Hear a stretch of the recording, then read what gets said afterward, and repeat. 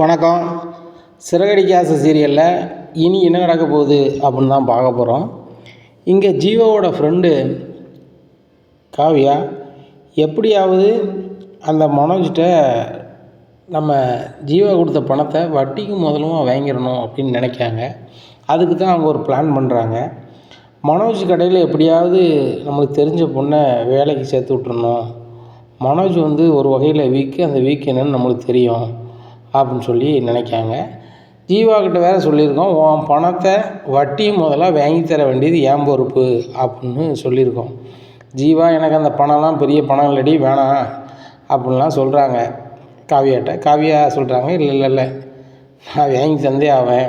நீ என் ஃப்ரெண்டு, நம்ம எத்தனை பேரையோ ஏமாற்றி பணத்தை வாங்கியிருப்போம் ஒரு காலகட்டத்தில். இப்போ நம்ம 2 பேரும் பிஸ்னஸ் பண்ணுறோம், அது வேறு விஷயம். ஆனால் நம்மளையே ஒருத்தன் ஏமாற்றி வாங்குறான், ஒருத்தி வாங்குறான்னா அதை நம்ம பார்த்துக்கிட்டோ சகிச்சுக்கிட்டோ ஒன்றால் இருக்க முடியுது, என்னால் இருக்க முடியல. அதுக்கு நான் ஒரு திட்டம் வச்சுருக்கேன் அப்படிங்கிறாங்க.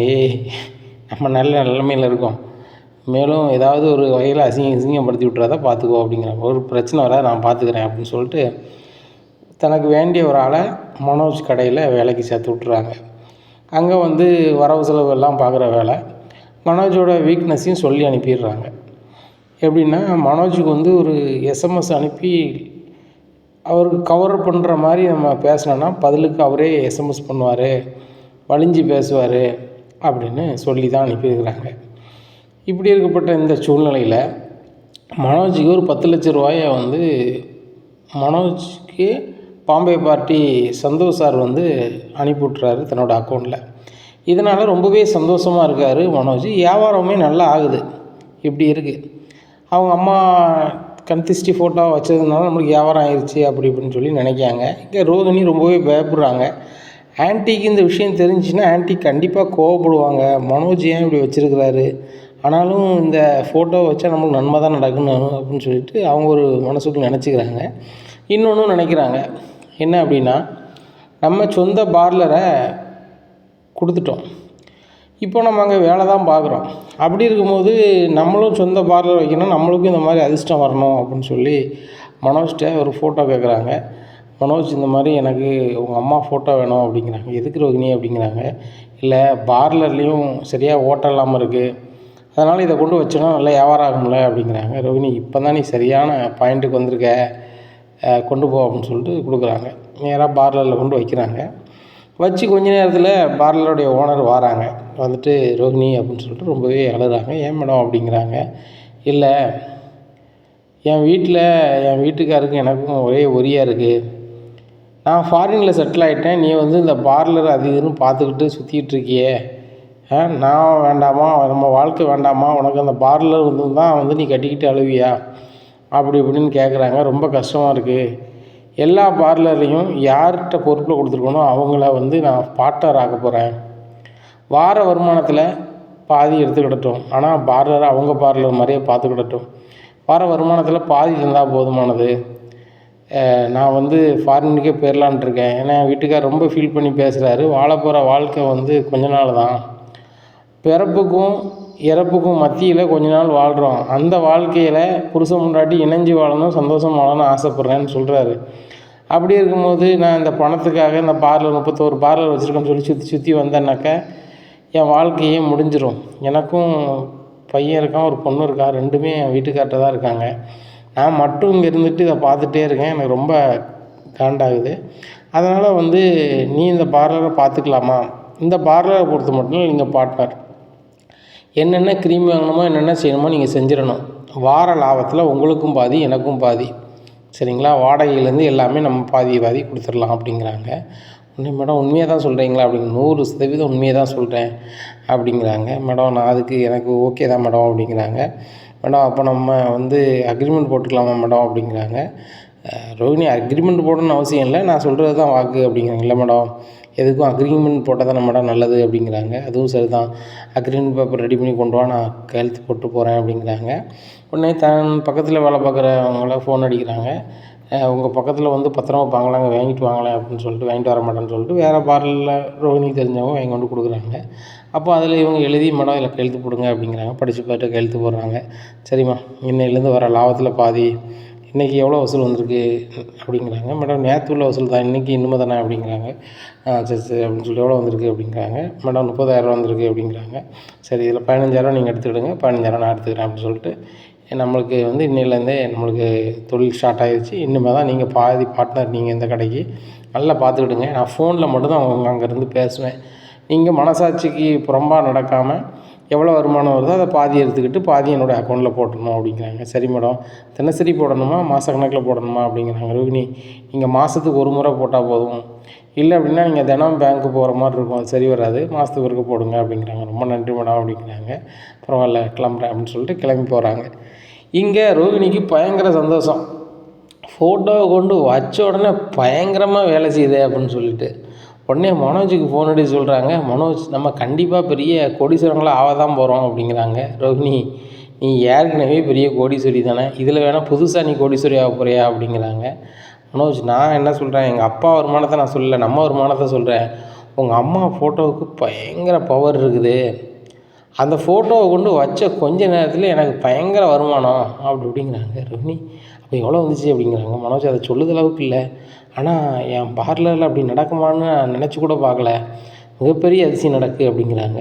மனோஜ், மீதி ஃபோட்டோஸ்லாம் நீங்கள் வந்து யாருக்கும் கொடுத்துடாதீங்க அப்படிங்கிறாங்க. ஏன் ரோகிணி அப்படிங்கிறாங்க.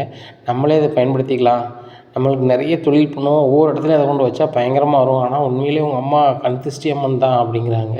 நான் சொல்லலை, எங்கள் அம்மா ராசிதான்னு சொல்லிட்டு அப்படி இப்படின்னுட்டுருக்காங்க. உடனே ஆன்ட்டிக்கு மட்டும் நீங்கள் வந்து அதை வச்சு தெரிஞ்சால் அவ்வளோதான் அப்படிங்கிறாங்க. ரோகிணி, நான் அதில் ஒரு சூப்பராக ஒன்று பண்ணிட்டேன், கும்பிடும்போது மட்டும் திறக்கிற மாதிரி ஒரு ஸ்க்ரீன் ரெடி பண்ணிட்டேன், அதான் டெக்னிக்கல்லாம் நான் இது பண்ணுறேன் அப்படிங்கிறாங்க. அப்படியா, எப்படி பண்ணிருக்கீங்க அப்படிங்கிறாங்க. அதில் ஒரு ஸ்க்ரீன் மாதிரி வச்சுருக்கேன், சாமி கும்பிடும்போது அதை திறந்துட்டு சாமி கும்பிடுவேன், அதுக்கப்புறம் அதை நான் மூடி வச்சுருவேன். எங்கள் அம்மா பார்க்கும்போது சாமி கும்பிட மாட்டேன், எங்கள் அம்மா இல்லாமல் சாமி கும்பிடுவேன், அதனால் ஒன்றும் பிரச்சனை இல்லை அப்படிங்கிறாங்க. மனோஜ், மனோஜ் நீங்கள் அப்படிங்கிறாங்க. இங்கே மனோஜுக்கு சந்தோஷம் மேலே சந்தோஷம். கண்திஷ்டி அம்மன் எல்லோரும் ஃபோட்டோ வேணும்னு அங்கங்கே வாங்கிட்டு அலையுதாங்க, 200 கொடுத்து. எங்கள் அம்மாவே வீட்டில் இருக்காங்க, அப்படி தேவைப்பட்டால் நம்மளே ஒரு செல்ஃபி எடுத்துக்கொண்டு ஒரு ஃபோட்டோவை மாட்டி வச்சாலே முடிஞ்சு போச்சு. எங்கள் அம்மா பார்வையில் எங்கள் அம்மா ஃபோட்டோவை நான் வச்சுருக்கேன் அப்படின்ட்டு போயிடும். ஆனால் வியாபாரமும் நல்லாவே ஆகும்னு சொல்லி மனசுக்குள்ளே சிரிக்கிறாரு. அப்புறம் ஸ்டாஃப் எல்லாத்தையுமே கூப்பிட்றாங்க. மதியம் யாருமே வீட்டில் கொண்டு வந்த சாப்பாடை சாப்பிட வேணாம், மதியம் எல்லாருக்கும் என்னோடய பார்ட்டி அப்படிங்கிறாங்க. என்ன சார், என்ன விசேஷம் அப்படிங்கிறாங்க. எனக்கு வருமானம் வந்திருக்கு, உங்களை வச்சு இல்லை, எங்கள் அம்மா கண்திஷ்டி ஃபோட்டோவை வச்சு அப்படிங்கிறாங்க. சார் எங்களுக்கு ஒவ்வொரு ஃபோட்டோஸ் வேணும் அப்படிங்கிறாங்க. நான் யாருக்கும் தரமாட்டேன், இந்த ஃபோட்டோ கொடுத்தீங்கன்னா உங்கள்கிட்ட நான் தந்தேன் அப்படின்னா நீங்கள் பணக்காரங்க ஆயிடுவீங்க, அப்போ எனக்கு எப்படி வேலைக்கு வருவீங்க அப்படிங்கிறாங்க. சார் என்ன சார் நீங்கள், உங்களுக்கு ராசியாக அந்த ஃபோட்டோ இருக்குன்னா இதை மாதிரி நாங்களும் வச்சுருந்தா ராசியாக இருக்கும்ல அப்படிங்கிறாங்க. உடனே அதில் ஒரு ஸ்டாஃப் சொல்கிறாரு, நம்ம ஓனர் எப்படியும் சாப்பிட்றதுக்கு போனார்னா ரொம்ப நேரம் கழிச்சு தான் வருவார், அந்த நேரத்தில் செல்ஃபோனில் ஒரு ஃபோட்டோவோ இதை எடுத்துகிட்டு நம்ம கல்விக்கு நம்மளும் ஒரு ஃபோட்டோ ரெடி பண்ணிட வேண்டியதானே அப்படிங்க. ஓ அப்படி சொல்கிறியா அப்படிங்கிறாங்க. சரி அப்படின்னு சொல்லி பேசிகிட்டு இருக்கீங்களா, சரி சார் மதியம் ரெடி பண்ணுங்க சார் அப்படிங்கிறாங்க. வாங்க எல்லாருமே மதியம் சாப்பிட போகலாம் அப்படிங்கிறாங்க. சார் அப்போ எல்லாருமே சாப்பிட போனால் கடையை அடைக்கணும்ல அப்படிங்கிறாங்க. கடையும் அடைக்கணும், கடையை திறந்து வச்சுட்டு போவோம், கஸ்டமர் வந்தாங்கன்னா நம்ம டபார்னு வந்துப்போம் அப்படிங்கிறாங்க. இந்த சூழ்நிலையில் எல்லோரும் போய் கடையில் சாப்பிட்றாங்க. சாப்பிட்டுட்டு வராங்க, கடைக்குள்ளே 2-3 பேர் பொருளை எடுத்துக்கிட்டு இருக்காங்க. என்னங்க பொருள் எடுத்துகிட்டு இருக்கீங்க அப்படிங்க. கடையில் யாருமே இல்லை, யார்கிட்ட விலை கேட்குறது வைக்கிறது ஒன்றும் புரியல, அதான் பொருள் எடுத்துகிட்ருக்கோம் அப்படிங்கிறாங்க. இந்த மிக்சியோட விலை 5000 6000 அப்படின்னு ஒரு மிக்சியை காமிக்கிறாங்க. அவங்க ஒரு பொருளை வாங்கிட்டு போகிறாங்க. உடனே பரவாயில்லை, பிரியாணிக்கு பண்ண செலவு வந்து இதில் ஈக்குவல் ஆயிடுச்சு, எங்கள் அம்மா படத்துக்குள்ளே மகத்துவம் தான் அப்படி இப்படின்னுட்டுருக்காங்க. இப்படி இருக்குது இந்த சூழ்நிலையில் ஜீவா ஃப்ரெண்டு அனுப்பியிருக்காங்கல்ல காவியா, அவங்க அனுப்பின ஸ்டாஃப்ட்டு ஃபோனில் பேசுகிறாங்க. என்ன மனோஜ் எப்படி இருக்கான் அப்படிங்கிறாங்க. மேடம் அவர் நல்லா இப்போ வருமானம் வருது போல் அப்படிங்கிறாங்க. கேள்விப்பட்டேன், அவனுக்கு ஏதாவது புதுசாக பிஸ்னஸ் வந்திருக்காமல அப்படிங்கிறாங்க. ஆமாம் மேடம், இன்றைக்கி கூட எங்கள் ஓனருக்கு 10 லட்ச ரூபா வருமானம் வந்திருக்கு, அந்த பாம்பே பார்ட்டி ஒரு 10 லட்ச ரூபா லாபம் மட்டும் அனுப்பியிருக்காரு. ரொம்ப சந்தோஷமாக இருந்து இன்றைக்கி எங்களுக்கு எல்லாருக்குமே மதியம் சாப்பாடு பிரியாணி வாங்கி தந்தார், கிட்டத்தட்ட ஒரு 5000 மேலே செலவு பண்ணார் அப்படிங்கிறாங்க. யார், அந்த மனோஜா அப்படிங்கிறாங்க. ஆமாம் எங்கள் ஓனர் தான் மேடம் அப்படிங்கிறாங்க. உங்கள் ஓனரா, அப்போ நான் யார் அப்படிங்கிறாங்க. மேடம் நீங்கள் தான் என்னோடய நிரந்தர ஓனர், இப்போ தற்காலிக ஓனர் எனக்கு மனோஜ் தானே மேடம், நான் 1.5 மாதம் வேலை பார்த்துட்டோம்ல, 1 மாதம் சம்பளம் வாங்கிட்டு 2ஆம் மாதம் சம்பளம் வாங்க போகிறேன் அப்படிங்கிறாங்க. நீ நிரந்தரமாக மனோஜ்கிட்ட வேலை பார்க்குறதுக்கு நான் அனுப்பலை, மனோஜ் எப்படியும் அதிக நாள் அந்த கடையை நடத்த மாட்டான், அதுக்குள்ளே சூழல் நம்மளே ஏற்படுத்திடலாம், இல்லை அவன் ஏற்படுத்துவான்னு வச்சுக்கோ. நான் சொன்ன வேலையை நீ செஞ்சியா செய்யலையா அப்படிங்கிறாங்க. செய்யலை மேடம் அப்படிங்கிறாங்க. செஞ்சால் தான் வந்து நம்ம சொன்ன பிளானை இது பண்ண முடியும் அப்படிங்கிறாங்க. சரி மேடம் அப்படிங்கிறாங்க. இங்கே பாரு, மனோஜ்கிட்ட வந்து உனக்கு 15,000 சம்பளம், நீ வேலை செய்கிறதுக்கு நான் உனக்கு மாதம் 30,000 தரேன். எங்களுக்கு அந்த பணம் ஒரு மேட்ரு கிடையாது. எங்களை ஏமாற்றி அந்த பணத்தை வாங்கிட்டான் என் ஃப்ரெண்டுகிட்ட. என் ஃப்ரெண்டும் ஒரு 2 நாளில் ஃபாரின்லேருந்து வாரான்ருக்கா. வர்றதுக்குள்ளே அந்த பணத்தை வாங்கிட்டேன்னா என்னை நல்லா நினைப்பான். இங்கே ஒரு சில பிஸ்னஸ் வந்து என்னை பார்த்துக்க என் ஃப்ரெண்டு சொல்லியிருக்கா. அவளுக்கு நான் ஏதாவது பண்ணேன் அப்படின்னு ஒரு ஆத்ம திருப்தியை கொடுக்கணும்ல அப்படிங்கிறாங்க. ஆமாம் மேடம் அப்படிங்கிறாங்க. ஒன்றும் பிரச்சனை இல்லை, நீ பண்ணு, பார்த்துக்கலாம் அப்படிங்கிறாங்க. சரி ரைட்டு மேடம், நான் மதியம் வீட்டில் போய் தான் சாப்பிடுவேன். இன்றைக்கி இங்கே கடையில் சாப்பிட்டேன், இன்றைக்கி நடக்காது, நாளைக்கு பண்ணிடுறேன் மேடம் அப்படிங்கிறாங்க. நாளைக்கு ஒரு நாள் தான் டைம், நீ அந்த பிளானை பண்ணியே ஆகணும், இல்லைன்னா நான் சொல்லுறது மாதிரி நீ பண்ணு அப்படிங்கிறாங்க. என்ன பண்ணணும் மேடம் அப்படிங்கிறாங்க. உடனே மனோஜ் வர்றாரு. என்னம்மா வேலை செய்கிற நேரத்தில் ஃபோனே பேசிகிட்டு இருக்கேன் அப்படிங்கிறாங்க. சாரி சார் அப்படின்னு சொல்லிட்டு ஃபோனை வச்சிடுறாங்க. உடனே மறுபடியும் எஸ்எம்எஸ் அனுப்புகிறாங்க. மேடம் எங்கள் ஓனர் பார்த்துட்டாரு ஃபோன் பேசுகிறத, நாளைக்கு பேசுகிறேன் அப்படிங்கிறாங்க. சரி அப்படிங்கிறாங்க. காலையிலே வந்து ஜீவாவோட ஃப்ரெண்டு மனோஜ் வேலை பார்க்குற பொண்ணுக்கு கால் பண்ணுறாங்க. கால் பண்ணி இந்த மாதிரி இப்படி பண்ணேன், இன்றைக்கி எனக்கு வயிறு வலி சார், வர முடியல அப்படின்னு சொல்லி ஃபோன் பண்ணேன் அப்படிங்கிறாங்க. ஃபோன் பண்ணி என்ன சொல்லணும், ஃபோன் பண்ணி சொல்லு முதல்ல அப்படிங்கிற. ஃபோன் பண்ணி சொல்லிடுறாங்க. சார் எனக்கு வயிறு வலி, இன்றைக்கி வர முடியாது, நான் வந்து நாளைக்கு தான் சார் வருவேன் அப்படிங்கிறாங்க. என்னம்மா நீ, உன்னை நம்பி நான் எல்லா வரவு செலவையும் கொடுத்துருக்கேன், நீ உன் பாட்டில் வரலையாம்மா, சரிம்மா அப்படின்னு சொல்லிட்டு ஃபோனை வச்சிடுறாரு. உடனே கால் பண்ணுறாங்க காவியா. யாருக்கு, அந்த மனோஜ்கிட்ட வேலை பார்க்குற அந்த பொண்ணுக்கு கால் பண்ணி, மனோஜ்கிட்ட ஒரு எஸ்எம்எஸ் அனுப்பு, ஹாய் சார் அப்படின்னு அனுப்பு. அவனும் பெரிய நிறைய படிச்சிருக்கோம், ஓட்ட இங்கிலீஷில் ஹாய் அப்படிம்பாப்புல. சார் எப்படி இருக்கீங்க அப்படின்னு கேளு. நல்லா இருக்கேன் அப்படிமா. அப்படியே கொஞ்சம் கொஞ்சமாக வளர்த்துட்டு போய், சார் நீங்கள் வர ரொம்ப அழகாயிட்டே போகிறீங்க, நீங்கள் ரொம்ப அறிவாக பேசுகிறீங்க, உங்களை பார்த்துக்கிட்டே இருக்குன்னு போல இருக்குது, நீங்கள் அவ்வளோ அறிவு சார் அப்படின்னு மட்டும் அனுப்பிட்டு நீ எதுவுமே அனுப்பாத, மீதி வேலை அவன் பார்ப்பான் அப்படிங்கிறாங்க. அதே மாதிரி சார் ஹாய் சாருங்கிறாங்க. அவங்க ஹாய்ன்னு வருது. சார் நீங்கள் ரொம்ப அழகாக இருக்கீங்க அப்படிங்கிறாங்க. அப்படியா, எல்லோரும் அப்படி தான் சொல்லுவாங்க, நீனும் அழகாக தான் இருக்க அப்படி இப்படின்னு அவரும் எஸ்எம்எஸ் மாற்றி போடுறாரு. அப்படி இருக்கும்போது, மேடம் சார் உங்களை மாதிரி ஆளாக தான் சார் நான் கல்யாணம் முடியும்னு நினச்சேன் அப்படிங்கிறாங்க. அப்படியா, அழகாக இருக்கவங்க எல்லாருமே நீ அப்படி தான் நினைப்பாங்க, நீனும் அழகாக தான் இருக்க அப்படின்னு சொல்லி எஸ்எம்எஸ் அனுப்புகிறாரு. உடனே sir I love you sir அப்படிங்கிறாங்க. ஐ லவ் யூ டூ அப்படின்னு அனுப்புகிறாரு. உடனே மனசுக்கு நினைக்கிறாரு, ரோஹிணி பணக்காரி, இந்த பிள்ளை பணக்காரி இல்லைல்ல, நம்ம எப்படி சொல்லிட்டோமே அப்படின்னு சொல்லிட்டு, நீ வசதியான பொண்ணா கஷ்டப்பட்ட பொண்ணா அப்படிங்கிறாங்க. சார் எனக்கு நிறைய வசதி இருக்குது சார், ஒரு அனுபவத்துக்காக தான் உங்கள்கிட்ட வந்து வேலை பார்க்குறேன், நானும் உங்களை மாதிரி பெரிய பிஸ்னஸ் பண்ணணும், அதுக்காக தான் உங்கள்கிட்ட வந்து வேலை பார்க்குறேன் அப்படிங்கிறாங்க. அப்படியா, நீனும் தொழில் எதிர்ப்பு போறியா, ஒரு வேளை நம்மளுக்கு போட்டியாக வந்துடுவாளோ, இல்லை நம்ம தொழில் சொல்லிக் கொடுக்க வேண்டாம் அப்படின்னு மனசுக்கு நினச்சிக்கிறாரு. ஐ லவ் யூ சார் அனுப்பணுன்னா மனோஜும் ஐ லவ் யூன்னு அனுப்புகிறாரு. நீ ரொம்ப அழகாக இருக்க அப்படி இப்படின்னு சொல்லி இந்த பொண்ணுக்கு நிறைய எஸ்எம்எஸ் அனுப்பிட்டே இருக்காங்க. வச்சப்பாடு இல்லை. இந்த பொண்ணு ஃபோனை வச்சிடுறாங்க, மனோஜ் அனுப்பிட்டே இருக்காங்க. உடனே ஜீவா ஃப்ரெண்டு காவியாவுக்கு ஃபோன் அடிக்கிறாங்க. மேடம் நீங்கள் சொன்ன மாதிரி ஒரு 4-5 மெசேஜ் தான் அனுப்பிவிட்டேன், அதுக்கப்புறம் ஃபுல் அண்ட் ஃபுல்லாக வந்து மனோஜ் தான் அனுப்பிட்டே இருக்கிறாரு. நீ ரொம்ப அழகாக இருக்க, உன்னை பார்க்கணும் போல இருக்குது, இன்றைக்கே பார்க்கணும் போல இருக்குது, உங்கள் வீட்டுக்கு வரலாமா அப்படி இப்படின்னு என்னெல்லாமோ அனுப்புகிறாரு மேடம் அப்படிங்கிறாங்க. அப்படியா, சரி ரைட்டு, இது போதும், நான் ஒரு 5-6 ஆட்களோட உங்கள் வீட்டுக்கு வரேன் அப்படிங்கிறாங்க. எதுக்கு மேடம் அப்படிங்கிறாங்க. வரேன் அப்படின்னு சொல்லிட்டு எல்லோரும் போகிறாங்க. இன்றைக்கி தான் அந்த பிளானை ஒர்க் அவுட் பண்ண போகிறோம், ஒன்றும் பிரச்சனை இல்லை.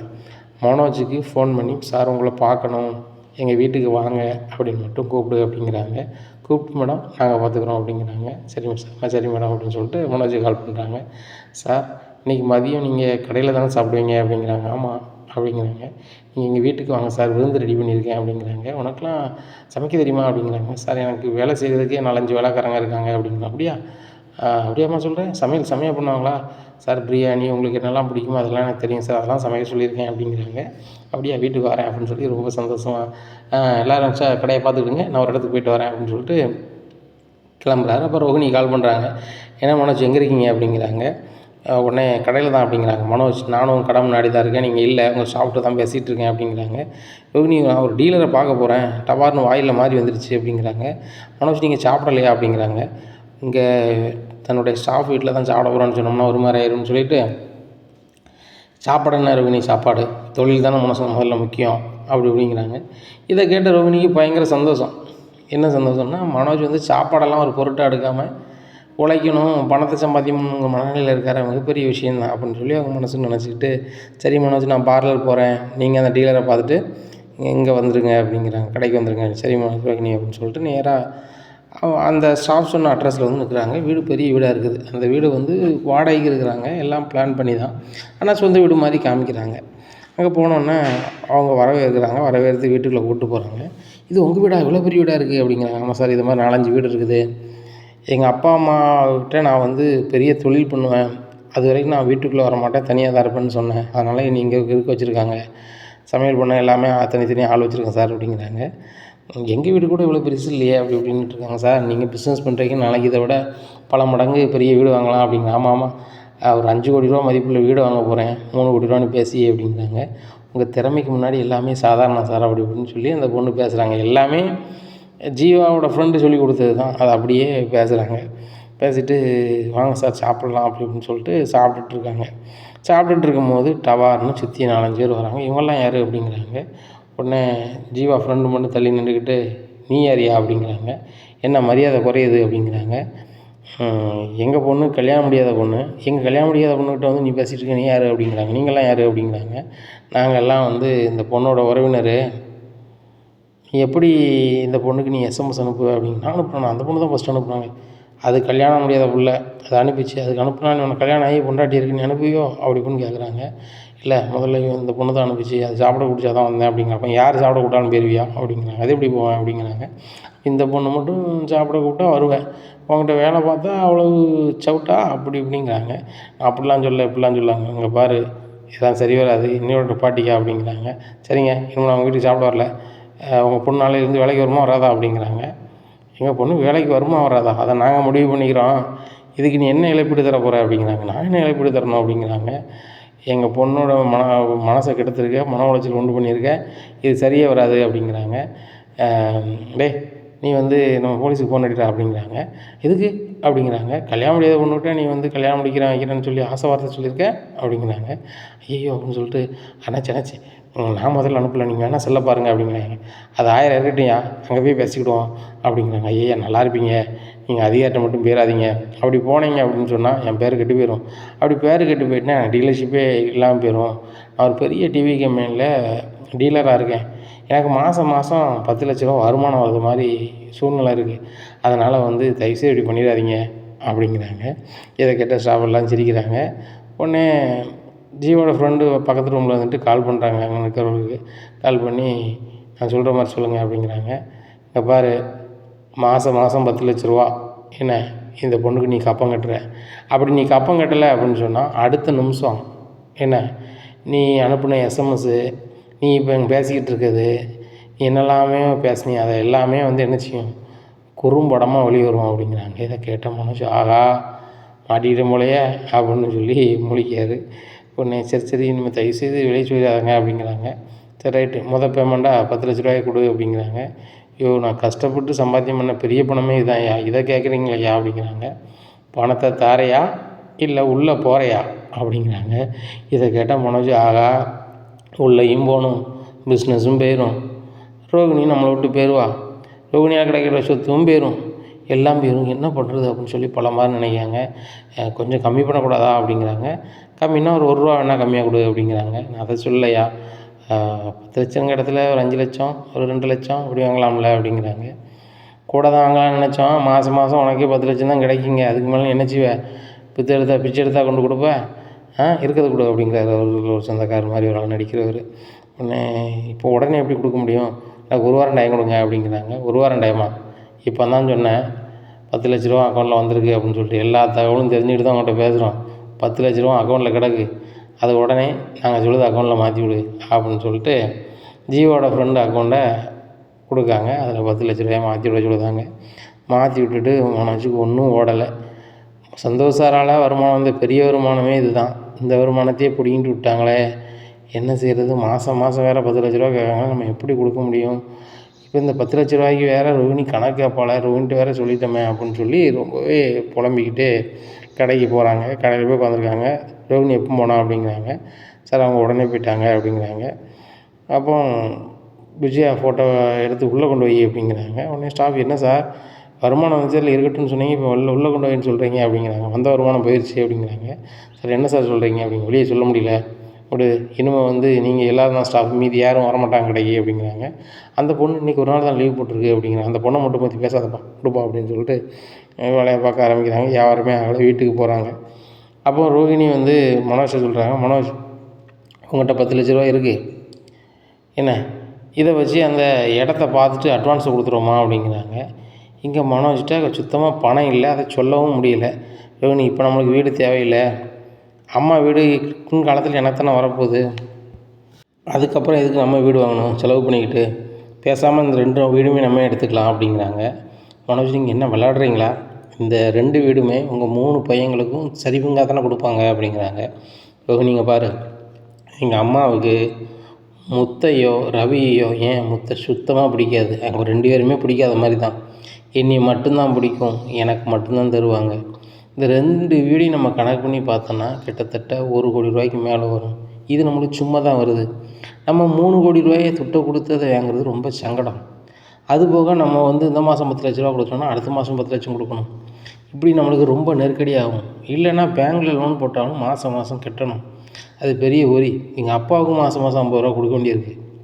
அதனால் அந்த இதே வேண்டாம் அப்படிங்கிறாங்க. மனோஜ் நான் சொல்லதை கேளுங்க, நம்ம தனி கொடுத்தோம் போகிறோம் போகல, அது 2வது புறம், இந்த வீடை வாங்கிடுவோமே அப்படிங்கிறாங்க.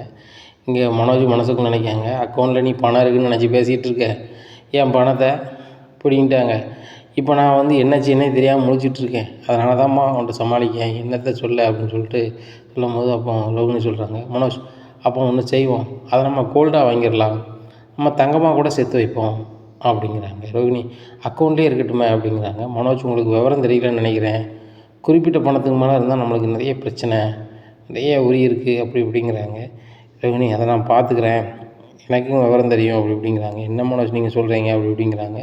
இங்கே ரோகிணிக்கு என்ன மனநிலை, தங்கமோ இல்லை எந்தியா சொன்னோம்னா அது வேண்டாம் இது வேண்டான்னு சொல்லும்போது, மனோஜ் நான் இன்னொரு பிரான்ச் ஒன்று ஆரம்பிக்கிறேன், நீங்களே இதில் ஓனராக இருங்க, நான் மேனேஜ்மெண்ட்டும் பண்ணிக்கிறேன் அப்படிங்கிறதுக்காக தான் அவங்க மனநிலையாக இருக்குது. வேறு வழி இல்லாமல் மனோஜ்கிட்ட பேசுகிறாங்க. மனோஜ் நான் இன்னும் ஒரு பிரான்ச் வந்து புதுசாக பண்ணலான்னு இருக்கிறேன் அப்படிங்கிறாங்க. சரி ரோகிணி நீ பண்ணு, ஒரு லோன் போட்டு பண்ணு அப்படிங்கிறாங்க. இல்லை மனோஜ் நம்மகிட்ட பணம் இருக்கும்போது ஏன் லோன் போடணும், எனக்கு அந்த பார்லர் உள்ள பொருள் எல்லாமே அரை விலைக்கு தருவாங்க, அதை நான் வாங்கிக்கிட்டு கடையை பார்த்து இன்னொரு பார்லர் 10 லட்ச ரூபா தான் வச்சிடலாம், வச்சிட்டோம்னா அதில் எப்படியும் மாதம் நம்மளுக்கு ஒரு 3 லட்ச ரூபாய்க்கு மேலே அசால்ட்டாக கிடைக்கும், அதுக்கு நீங்கள் ஓனராக இருந்துட்டு போங்க, இந்த 3 லட்ச ரூபா நம்ம வீட்டுக்கு வந்தால் நல்லது தானே, நான் இதை மேனேஜ் பண்ணுறேன், இல்லை பார்ட்னர் மாதிரி கூட இருந்துக்கலாம் அப்படி இப்படிங்கிறாங்க. ரோகிணி நீ சொல்லதெல்லாம் நல்லா தான் இருக்குது, இப்போதைக்கு இன்னொரு பார்லர் தேவையா, ஒரு பார்லரே ஒழுங்காக ஓட மாட்டுக்கு அப்படிங்கிறாங்க. மனோஜ் நான் என்னைக்காவது ஓடலான்னு உங்கள்கிட்ட சொன்னானா அப்படிங்கிறாங்க. நீ சொல்லி தானே அந்த ஃபோட்டோ வாங்கினேன் அப்படி இப்படின்ட்டு இருக்காங்க. அதை ஞாபகப்படுத்தாதங்க, இப்போ வந்து எனக்கு பார்லர் ஆரம்பிக்க பணம் தருவீங்களா தரமாட்டிங்களா அப்படிங்கிறாங்க. ரோகிணி வேறு இப்போ கேட்குறால, வந்தோடனே கேட்டிருந்தா நான் கொடுத்துருப்பேன், அந்த எஸ்எம்எஸ் அனுப்பியும் பணத்தை பறிமுதல் பண்ணவங்க கூட நான் கொடுத்துருக்க மாட்டேன், இப்படி ஆயிடுச்சு அப்படின்னு சொல்லி முழிச்சிட்டு இருக்காங்க.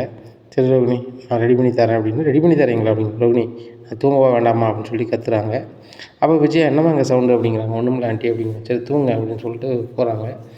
மனோஜ் ஒரு சைடாக படுத்துக்கிறாங்க, ரோகிணி இந்த சைடு படுத்துக்கிறாங்க. பணம்னு கேட்டால் மட்டும் மனோஜ் வந்து எந்த பதிலும் சொல்ல மாட்டாரா, அப்போ பணத்தை நம்மளை நம்பி தரமாட்டாரா, அவருக்கு பணம் மட்டும்தான் அவருக்கு எண்ணமாக இருக்குமா, இந்த ரோகிணி நம்மளுடைய மனைவி அவள் சொல்ல கேட்கணும் அப்படிங்கிற எண்ணமே இருக்காதா அப்படின்னு சொல்லி அவங்க ஒரு ஓரமாக கவுந்து கிடந்து தூங்குறாங்க.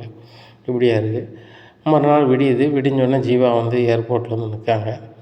நின்றோடனே முத்துக்கு கால் பண்ணுறாங்க. முத்து நான் வந்துட்டு இங்கே வந்துட்டேன், ஏர்போர்ட்டுக்கு வாங்க அப்படிங்கிறாங்க. ஏர்போர்ட்டுக்கு வராங்க. அப்போ முத்துட்டு கேட்குறாங்க, முத்து 3 நாள் உங்களை வந்து எந்த வேலையும் எடுத்துக்காதீங்க, என்னை வச்சு தான் சுற்றணும்னு சொல்லியிருக்கேன், நீங்கள் வேறு வேலை எடுத்துக்கல அப்படிங்கிறாங்க. மேடம் நீங்கள் வரேன்னு சொன்ன பிறகு நான் எப்படி மேடம் வேறு வேலை எடுத்துப்பேன், அப்படியே எனக்கு ஆஃபர் வந்தாலும் கூட என்னோடய நண்பர்களுக்காக இல்லை தெரிஞ்சவர்களுக்காக அனுப்பிடுவேன், உங்களை தவிர வேறு எந்த ஆஃபரையும் எடுத்துக்க மாட்டேன் மேடம், என்கிட்ட இன்னொரு கார் ஒன்று இருக்குது மேடம், அப்படி உங்களுக்கு வேண்டியவங்களுக்கு யாருன்னா சொல்லுங்கள் அப்படிங்கிறாங்க. 2 கார் வாங்கிட்டீங்களா அப்படிங்கிறாங்க. ஆமாம் மேடம், மாடியில் ரூம் கட்டணும், அதுக்கு பணம் சேர்க்கணுமா மேடம், அதுக்கு பணம் என்கிட்ட இல்லை, 2 கார் ஓடி என் மீட்டம்மாவும் பூத்தா தான் மேடம் எனத்தையும் கொஞ்சம் கொஞ்சமாக உண்டியில் காசு சேர்க்குறோம், சேர்த்தான் அப்படின்னா மாடியில் ரூம் கட்டிக்கலாம் அப்படிங்கிறாங்க. இதை கேட்டால் ஜீவா சொல்கிறாங்க, ஏன் முத்து நீங்கள் கஷ்டப்படுறீங்க, நான் பணம் மொத்தமாகவே தரேன், எவ்வளோ ஆகும்னு சொல்லுங்கள், நீங்கள் எனக்கு பணமே தர வேண்டாம், நீங்கள் எனக்கு ஒரு நண்பர் ஆகிட்டீங்க, என் நண்பர் வந்து நல்லா ஆரோக்கியமாக இருக்கணும் சந்தோஷமாக இருக்கணுங்கிறது என்ன எனக்கு எப்போதுமே உண்டு,